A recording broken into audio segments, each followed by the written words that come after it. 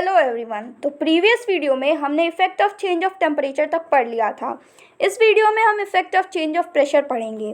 तो जैसा कि हम जानते हैं कि जो सॉलिड स्टेट या फिर गैसियस स्टेट होती हैं या फिर लिक्विड स्टेट होती हैं उनके बीच में जो डिफरेंस होता है वो पार्टिकल्स के बीच की गैपिंग का एक डिफरेंस होता है। जैसे कि जो सॉलिड होते हैं उनके पार्टिकल्स के बीच की जो डिस्टेंस होती है वो बहुत ही कम होती है, वहीं जो लिक्विड होती हैं उनके बीच की डिस्टेंस कंपैरेटिवली सॉलिड से ज़्यादा होती है, और जो गैस होते हैं उनके बीच की डिस्टेंस बहुत ही ज़्यादा होती है। ठीक है, तो अगर हम जो गैसेस हैं उनको कंप्रेस करने की कोशिश करें, एक गैस को एक सिलेंडर में भर के कंप्रेस करने की कोशिश करें, तो हम क्या पाएंगे? क्या गैस कंप्रेस होगी? और इससे मतलब जो इससे हमें क्या पता चलेगा कि जो इंक्रीज़ या फिर डिक्रीज़ इन टेम्परेचर है वो किसी स्टेट ऑफ मैटर को क्या चेंज करता है या नहीं करता है। ठीक है, तो will the particle come closer? Do you think that increasing और decreasing the pressure can change the state of matter? क्या हम सोचते हैं ऐसा कि जो change of state of matter है वो प्रेशर के चेंज से कोई भी उस पर इफेक्ट पड़ेगा? तो अगर हम देखें अपनी कॉमन लाइफ का एग्जांपल देखें, डेली लाइफ का, तो एक कॉमन एग्जांपल है जो हमारे घर में गैस के तौर पे यूज़ होता है।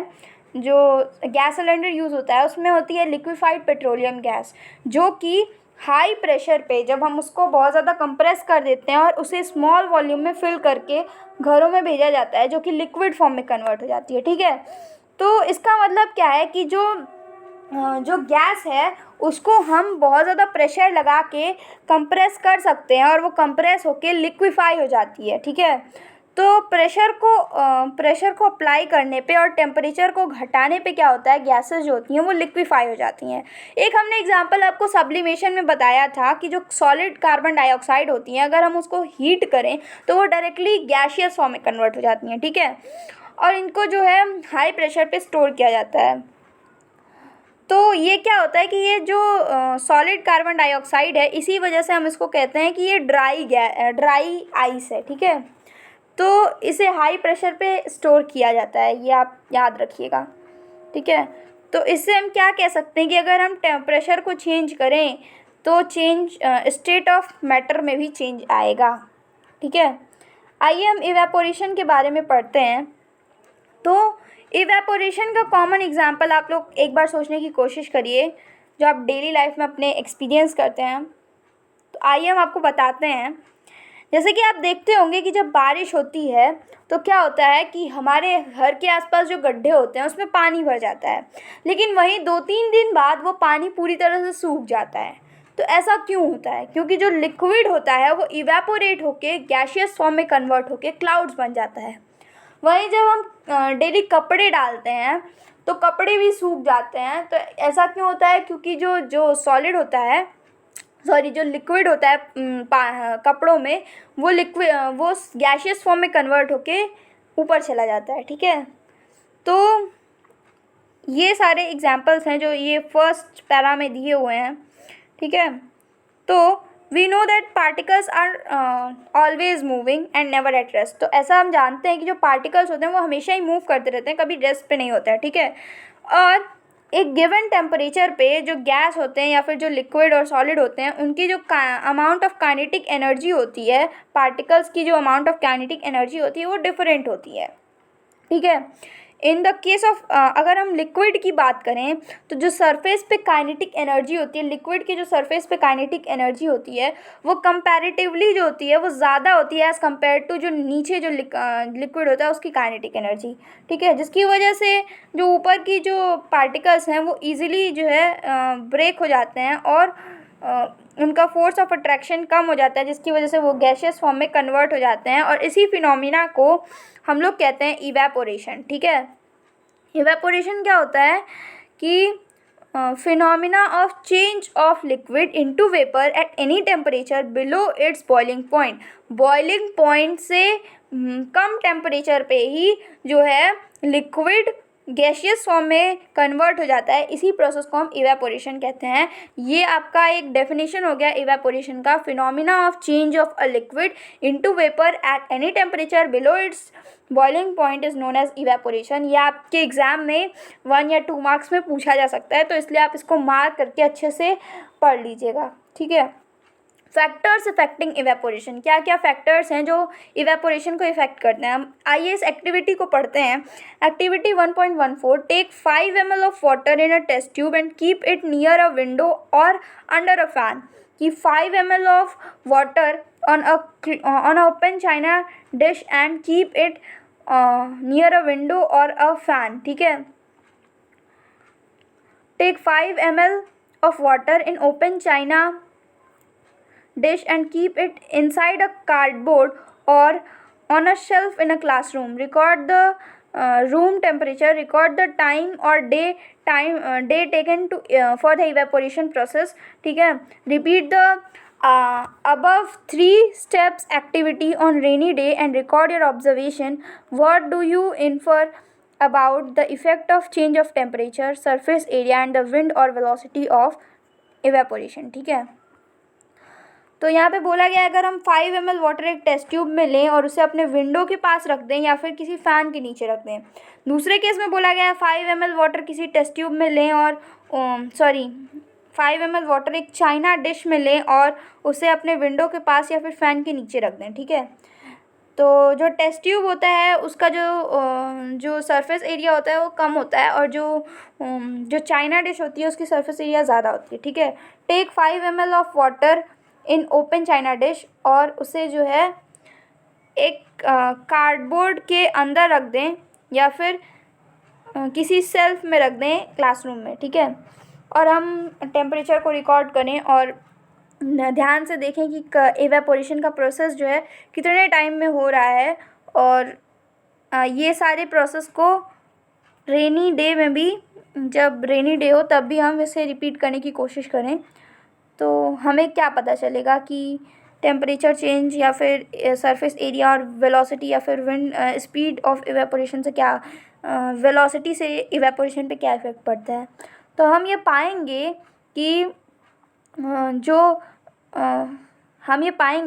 कि on increase of surface area we know that evaporation is a surface phenomena, ठीक है। हम जैसा जानते हैं इवेपोरेशन एक सरफेस फिनोमिना है। जो सरफेस के पार्टिकल्स होते हैं वो टूट जाते हैं और वो इवेपोरेट होके मतलब गैसियस फॉर्म में कन्वर्ट होके निकल जाते हैं, ठीक है। तो जो रेट ऑफ इवेपोरेशन है वो इंक्रीज़ करेगा अगर सरफेस एरिया ज़्यादा होगी, ठीक है। तो अगर हम while putting clothes for drying up we spread them, ठीक है। अगर हम मान लीजिए कोई भी कपड़ा जो है ऐसे ही टांग दें तो उसको सूखने में टाइम लगेगा, लेकिन अगर हम अच्छे से उसे स्प्रेड करके फैलाएं तो वो जल्दी सूख जाएगा क्योंकि उसका सरफेस एरिया ज़्यादा होगा, ठीक है। तो अगर हम टेम्परेचर की बात करें तो जब हम टेम्परेचर को बढ़ाएंगे तो पार्टिकल्स की जो काइनेटिक एनर्जी होगी वो ज़्यादा हो जाएगी, जिसकी वजह से वो जल्दी से वेपर स्टेट में कन्वर्ट हो जाएगा। ये तो हमने पहले ही पढ़ लिया था पिछले टॉपिक्स में ही। डिक्रीज़ इन ह्यूमिडिटी क्या होती है कि कितना अमाउंट ऑफ वाटर वेपर जो है वो प्रेजेंट है एयर में, ठीक है। अगर एयर ज़्यादा ह्यूमिड होगा तो क्या होगा, इवेपोरेशन का रेट कम होगा, ठीक है। क्योंकि जो एयर है वो ऑलरेडी सैचुरेटेड है। सैचुरेटेड का मतलब कि जो एयर है उसमें ऑलरेडी वाटर वेपर प्रेजेंट है, तो वो उतने ही वाटर वेपर ले सकता है कि उसकी जो सैचुरेशन पॉइंट वो सैचुरेशन पॉइंट पे पहुंच जाए। लेट से उसका सैचुरेशन पॉइंट 100 है और उसमें 60% उसका 100% सैचुरेशन है। कोई भी चीज़ है वो 100% सैचुरेटेड हो सकती है, उसका 60% जो है वो ऑलरेडी जो एयर है वो 60% ह्यूमिड है, ठीक है। तो उसका 40% बचा ना, तो वो 40% ही वाटर वेपर जो है वो एब्जॉर्ब कर सकती है, मतलब ले सकती है। वो एयर 40% ही वाटर ले सकती है। तो अगर हवा जो है ज़्यादा ह्यूमिड होगी तो इवेपोरेशन का रेट जो होगा वो कम होगा, इवेपोरेशन कम होगा। लेकिन अगर जो एयर है वो लेस ह्यूमिड होगी तो इवेपोरेशन जो होगा वो हाई होगा। If the amount of water in air is already high the evaporation decreases, ठीक है। और इंक्रीज़ इन विंड की स्पीड से इंक्रीज़ होने से क्या इफ़ेक्ट पड़ता है। तो in common experience the clothes dry faster on a windy day with the increase in wind speed, the particles of water vapor move away with wind, ठीक है, decreasing the amount of water vapor in the surrounding. तो जब कोई भी चीज़ जब wind की speed ज़्यादा होती है तो इवेपोरेशन बहुत तेज़ी से होता है. ऐसा क्यों होता है? क्योंकि जो विंड है वो जो वाटर वेपर के जो पार्टिकल्स होते हैं उनको जल्दी से लेके चली जाती हैं, इसी वजह से ऐसा होता है, ठीक है, तेज़ी से लेके चली जाती हैं. तो how does evaporation causes cooling? तो इवेपोरेशन जो है वो कूलिंग कैसे कॉज करता है? तो ऑब्वियस ही बात है कि जब मान लीजिए अगर पानी है वो इवेपोरेट होगा तो क्या बनेगा, जो लिक्विड है वो इवेपोरेट होगा, ठीक है, तो क्या बनेगा, गैशियस बनेगा. तो इवेपोरेशन जो है वो कूलिंग कैसे कॉज करता है इसके बारे में हमें पढ़ना है, हम पढ़ते हैं. In an open vessel the liquid keeps on evaporating, ठीक है. The particles of liquid absorb energy from the surrounding to regain the energy loss during evaporation. तो अगर हम नॉर्मली देखें तो जो हमारे आसपास जो होती हैं लिक्विड किसी भी वेसल में रख दें, ओपन वेसल में, तो इवेपोरेशन स्टार्ट हो जाता है. तो जो इवेपोरेशन होता है, जब इवेपोरेशन होता है तो एनर्जी लॉस होती है, ठीक है. तो वो एनर्जी जो है लॉस होती है जिसकी वजह से जो पार्टिकल होते हैं उनके जो जिस चीज़ से इवेपोरेशन हो रहा है वो जो पार्टिकल्स होते हैं, जो एनर्जी होती है वो बाहर से वो लेने की कोशिश करता है, सराउंडिंग से लेने की कोशिश करता है. तो the absorption of energy from the surrounding make the surrounding cooler. तो जब वो एनर्जी जो है सराउंडिंग से ले लेगा, एनर्जी जो है वो सराउंडिंग से ले लेगा तो जो सराउंडिंग होगी वो कूलर हो जाएगी, ठीक है. अगर मान लीजिए कि कोई भी सराउंडिंग से मान लीजिए कि एक कोई इवेपोरेशन हो रहा है, इवेपोरेट हो गया और सराउंडिंग से एनर्जी, हीट एनर्जी मान लीजिए ले रहा है, तो हीट एनर्जी लेने की वजह से वहाँ हीट की कमी हो जाएगी जिसकी वजह से जो वो एरिया हो जाएगा वो कूलर हो जाएगा, ठीक है. तो ऐसे आप समझ सकते हैं. What happens when you pour some acetone nail polish recoverer on your palm, ठीक है. तो अगर हम नेल पॉलिश रिमूवर जो होता है उसको हम अगर अपने पाल्म पे रखें तो हम ठंडा फील करेंगे, ठीक है. The particles gain energy from your palm और the surrounding and evaporate causing the palm to feel cold. तो जब हम उसको अपने पाल्म पे रखेंगे तो वो क्या करेगा कि हमारे अंदर की जो हीट एनर्जी है उसको एब्जॉर्व करेगा, ठीक है, उसको इवेपोरेट कराएगा, ठीक, और इसी वजह से हमें कूलनेस फील होगी, ठीक है. तो the particles gain energy from your palm. तो जो पार्टिकल्स होंगे वो एनर्जी को गेन करेंगे पाल्म से या फिर सराउंडिंग से और उसको इवेपोरेट कराएंगे पाल्म से, ठीक है. After a hot sunny day, people drink water on the roof or open ground because large latent heat of vaporization of water helps to cool the hot surface. तो जब कोई भी हॉट सनी डे होता है तो क्या होता है कि जो पीपल होते हैं, जो आदमी होते हैं, उनकी जो वाटर है वो श्रिंकल हो जाती है या फिर श्रिंकल हो जाती है रूफ पे या फिर ओपन ग्राउंड पे. तो ऐसा क्यों होता है? ये large latent heat of vaporisation की वजह से होता है जो कि हेल्प करता है हॉट सरफेस को कूल करने के लिए, ठीक. Can you cite some examples from the daily life where we feel the effect of cooling due to vaporization? Why do we wear clothes in summer? During summer we perceive more because of mechanism of the body which keeps us cooler.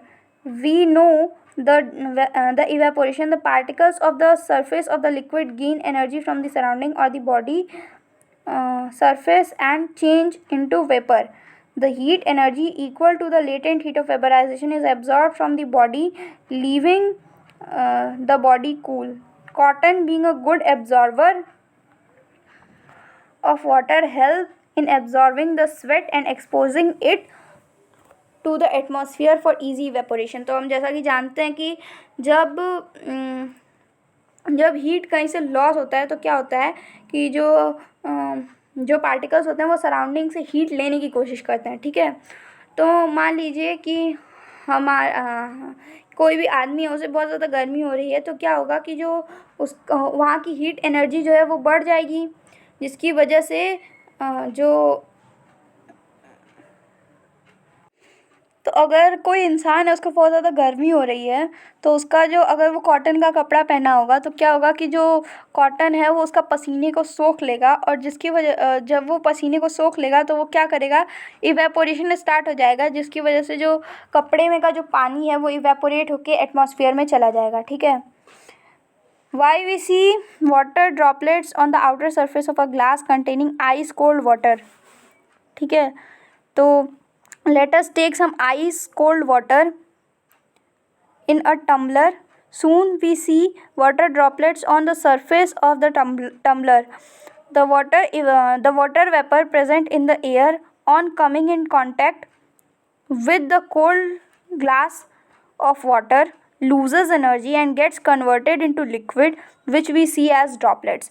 तो जब भी हम देखते हैं कि जब भी हम पानी जो है, अगर मान लीजिए हम पानी किसी ग्लास में लेते हैं, तो क्या होता है कि जो वाटर है उसके आसपास भाप बन जाते हैं और फिर कुछ ड्रॉपलेट्स भी हमें दिखते हैं। तो ऐसा क्यों होता है कि जो ड्रॉपलेट्स हमें दिखते हैं वो इसलिए दिखते हैं क्योंकि जब पानी जो है बहुत ज़्यादा ठंडा होता है, तो जो बाहर से जो पार्टिकल्स होते हैं, वाटर वेपर के जो पार्टिकल्स होते हैं, वो उस पे जाके जब वो करते हैं, स्ट्राइक करते हैं, तो वो एनर्जी को क्या करते हैं, लूज़ करते हैं और वो लिक्विड में कन्वर्ट हो जाते हैं। ठीक है। तो वही हमें वाटर ड्रॉपलेट्स की फॉर्म में दिखते हैं। तो इसके साथ हमारा ये चैप्टर फिनिश होता है। अगर आपको ये वीडियो अच्छा लगा हो तो इसे ज़्यादा से ज़्यादा शेयर करें, लाइक करें एंड सब्सक्राइब करें। Till then, thank you. Revise your previous topic.